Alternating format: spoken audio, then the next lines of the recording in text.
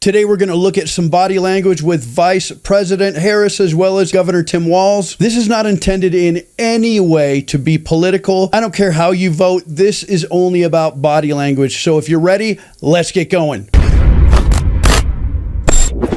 How should voters look at some of the changes that you've made, that you've explained some of here in your policy?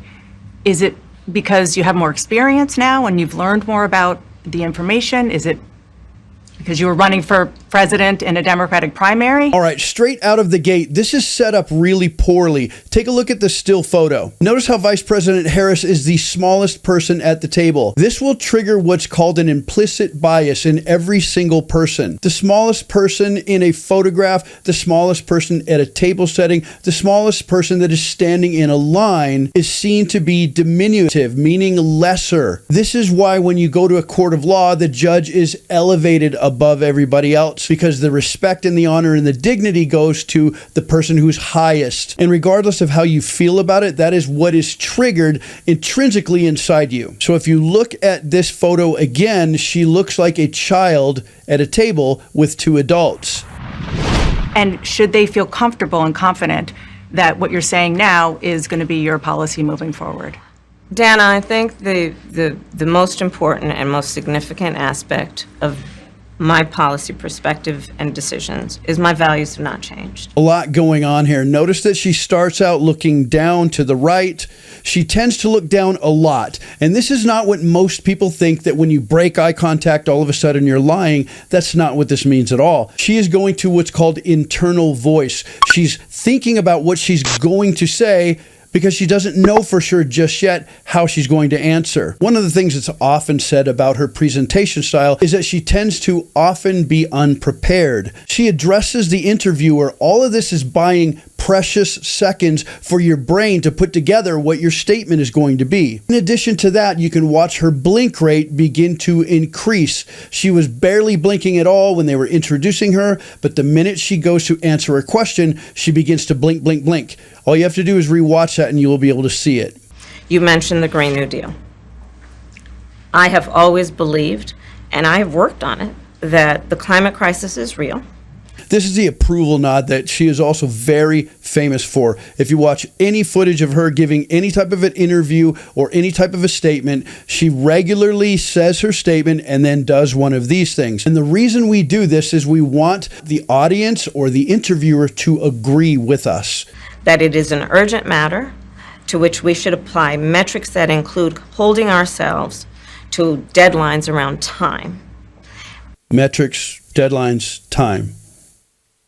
By metrics that include deadlines around time. Now, this is not one of the word salads that she is really famous for, but she does tend at times when she's driving a point home to use many descriptive terms to say the same thing. When you were in Congress, you supported the Green New Deal.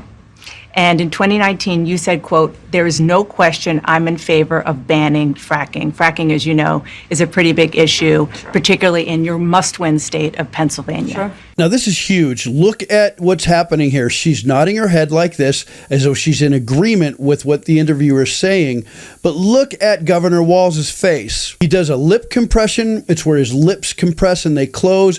Generally, when we see lip compression, it means that you're withholding something that you want to say or that you would say if you had the opportunity, but instead you clamp down and you subconsciously repress it. In addition to that, when he does this hard lip compression about the fracking issue and he knows it's a big deal, his eyes close. This is a way to shut out things. This is called eye blocking. Whenever you close your eyes and you're not just simply blinking, this is shutting out the world. This is shutting out people. So he's probably thinking, this is a hot topic. This is something that's important, and we got to dance very carefully here. Do you still want to ban fracking? No, and I made that clear on the debate stage in 2020. Did you see the lack of congruence? She said no, while nodding her head yes. Do you still want to ban fracking? No. And this speaks highly about having an internal feeling about something that is different than what you're saying. The words coming out of her mouth are no, which is this, but she says no.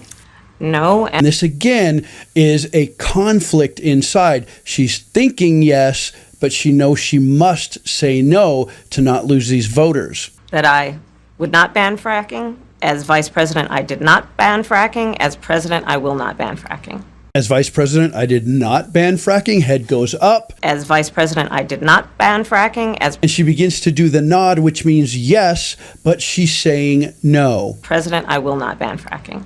As President, I will not ban fracking. President, I will not ban fracking. It should be, as President, I will not ban fracking.